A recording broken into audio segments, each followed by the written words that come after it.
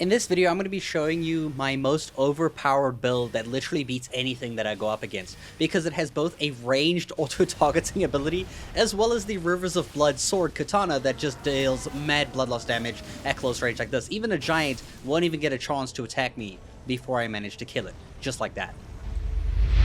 Stick to the end of the video to see my build, but for now I'm going to show you the strengths of each one. So this is the Rivers of Blood katana right over here, and you can see that it does insane damage just with the slashing, as well as the blood loss effects, as well as its Ashes of War corpse piler, compared to my incantation, which is my secondary weapon that I have on this build, both scaly from arcane, so your stats are all in one place anyway. You can see here this goes a very far distance. It auto tracks your enemy. Once it hits the enemy, it explodes and it deals blood loss damage for basically every single one that hits the enemy there. You can see how easy it is to deal with enemies at a far distance, to destroy them before they even get near. This actually works very well for some of the bosses in the game too, especially something like the fire giants, or something that's like far away that you can keep your distance but still attack it. But things that move fast, you're going to bring out the Rivers of Blood katana and kill it before you can actually even try using your ranged abilities. So something like this wolf over here, which is a challenge, is no challenge for the Rivers of Blood katana. As you can see here, you can attack so fast.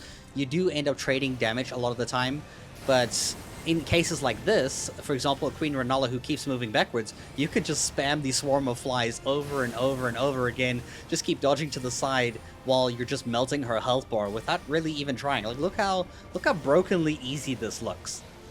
Now, one thing about this build is that you do consume a lot of FP, but you can use very small amounts of FP. They don't cost like incredible tons of FP, and even if you didn't have any FP left, or you finished all your like FP flasks, you can still run around with the Rivers of Blood doing normal slashes to take out enemies or even the boss. And trust me, by the time you've like exhausted your FP, whatever you're fighting is going to be dead. They're gonna run out of health before you run out of FP, is what I'm trying to say.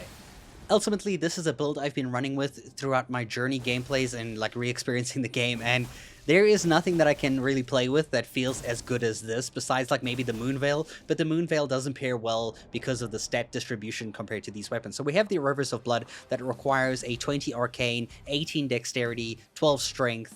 So for your stats for this build, you're going to want to have as much arcane as you can have possibly. Obviously, you want vigor, mind, and endurance at like healthy amounts because you want FP, you want stamina, you want health. And then you want to focus any spare points into dexterity to get dexterity high so that your Rivers of Blood actually hits hard even if you don't have any FP left. And for our second main hand weapon here, we have the Dragon Communion Seal with the Swarm of Flies incantation loaded up as one of our memorized spells.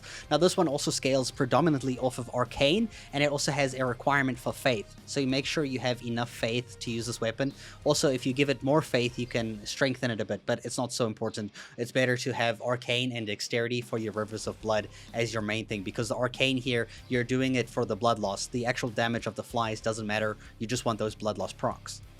And then for my armor over here, we have the white mask that increases my blood loss stuff, and the rest are just random pieces. The talisman increases the potency of my incantations, vastly increases my FPs instead of spending points on mind, greatly increases attack power with successive attacks for the Rivers of Blood, and then this one, blood loss in the vicinity, increases attack power.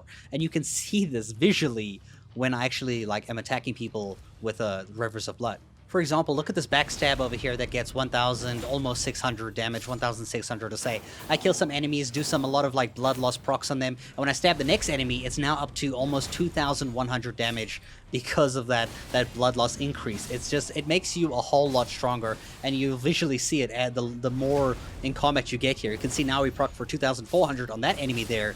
So like the more blood loss you're doing and the more consecutively you're like keeping up with it, so the faster and more you're in combat, the stronger you're getting by a lot. Like, that is a huge increase from that first one.